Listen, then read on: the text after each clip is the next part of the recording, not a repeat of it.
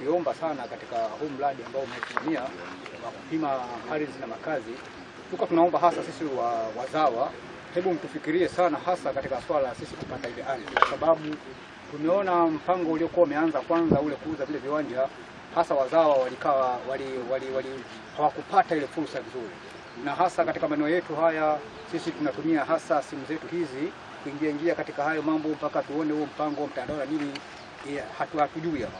Kwa hiyo ilikuwa tuna ombi langu kwamba kupitia wananchi wetu, hebu mtengeneze mfumo ambao kuhakikisha kwamba hawa pia wasioweza kujua hizo mbinu za mtandao kwamba kiwanja kinapatikanaje, basi tujue na sisi tupate. Aliyenunua kiwanja kisheria apewe kiwanja ajenge.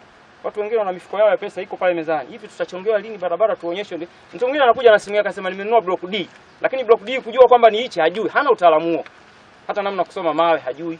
Kwa hiyo nisisitize kwamba walionunua kiwanja, viongozi wetu wa ardhi leo umetutembelea, ifanyike haraka zaidi, watu wajenge, sababu watu wanasubiri kujenga. Tukiupanga vizuri na kuusimamia, tutapata mji mkubwa ambao una miundombinu yote ya kisasa hapa, kama mawazo ambayo umeyasema. Na hii maana yake inatupa fikara hata kwenye miji yetu mikubwa huko Dodoma pale, tuangalie Dumila wapi, yani hivyo. Kwa hiyo tumepokea huo ushauri. Lakini vinginevyo, Mheshimiwa Mwenyekiti, hayo yote mlioyasema sisi tumeyachukua kama ni angalizo kama wizara. Kwenye hivi viwanja ambavyo havijapandishwa kwenye mfumo na vingine vitakavyopimwa kwenye shamba hili, usimamizi uwe chini ya Wizara ya Ardhi. Watakapopandisha kwenye viwanja hivi vilivyobaki, ugawaji, wizara yenyewe itatuma mwakilishi hapa ikishirikiana na watumishi wa halmashauri kuhakikisha ugawaji uwe ni wa haki, fair, na consideration kubwa iwe kwa wenyeji.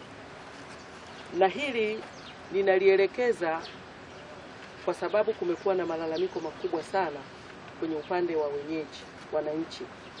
Kwa hiyo tunaomba, tunaielekeza wizara, na wizara itawasiliana na halmashauri kuhakikisha wanatafuta namna iliyo bora bila kuathiri sheria zilizopo, lakini bila kuathiri mipango iliyopo, lakini ifanyike namna ya kuwafanya hawa wananchi waweze kupata haki ya msingi. Usisahau kusubscribe YouTube channel yetu MP Online TV.